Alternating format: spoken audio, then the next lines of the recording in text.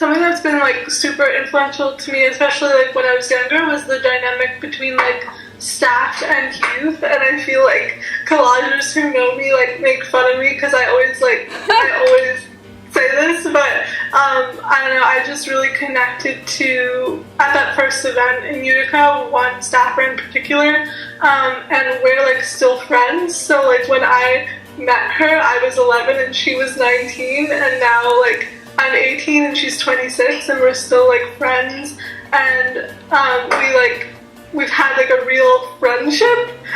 even though there is such like a large age gap, and she's just been like such a huge part of my life, and that's just like one example of that. So I have cerebral palsy, and I was born with CP and was diagnosed when I was 2, and that's like really shaped a lot of my experiences as like a person and a collager and a queer person, and just in general, like my disability affects like everything that I do. And I think there's a similar like narrative that could be told in the same way that you're deconstructing like the sameness narrative. There's also a narrative of like the disability doesn't define a person, but like I like work hard to kind of talk about how it can define a person and how that's like totally okay. My parents from a very young age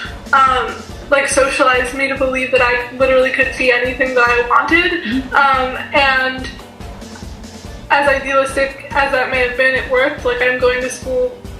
for acting and I'm like 5 foot and disabled. From collage, in terms of like being accepted in general, was that like there's a huge focus on intersectionality of identity in collage, which isn't really found in a lot of other queer spaces. So like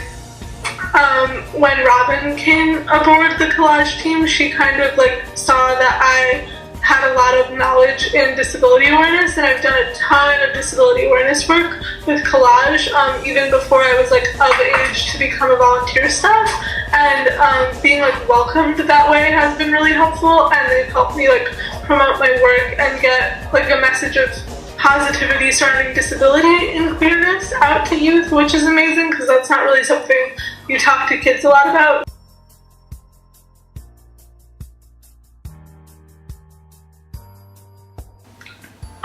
Honestly, like, people never like this answer, but his transition in and of itself, or his becoming, or like presenting as male, really has not affected me or my relationship with him. I'm a very, like, live and let live person, so, like, when he came out, I was like, okay, you know, and I think he'll vouch for me and say that not only was I kind of the first to show him unconditional support, but I'm like, I had the least of a reaction out of like anyone ever. Like I was so mild about it. And,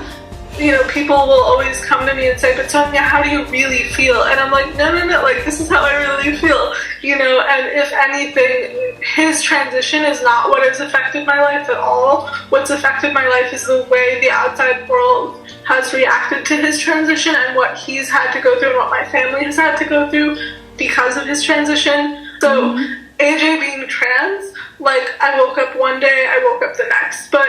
like AJ being trans, the way the world woke up the next day was like the sky had fallen. My life moves so quickly, and with such a tenacity that people like don't know what to do with it. But for me, like, I don't want to project onto you, but for many other collagers, like, this is our normal, and like being disabled and being queer and having queer parents is my normal, but it's not the normal for a lot of people. And I think,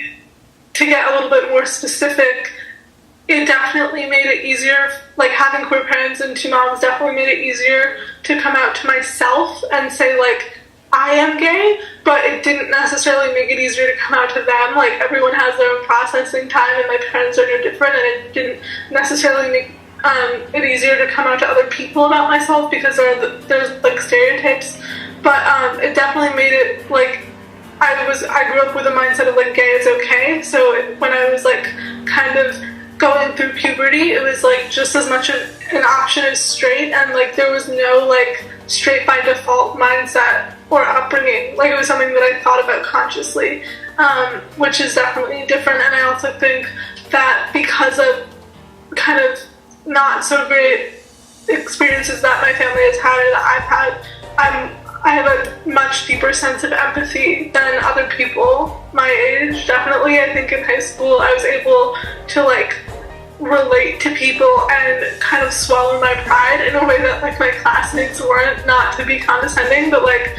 and I also feel like I relate much more to people a few years older than myself, especially in collage, because again of the experiences of navigating the outside world that I've been through. Like I just feel like I'm just now realizing that I've actually like been through a lot, and that like I can claim that experience as like crazy, because when I was in the moment it was just very normal for me.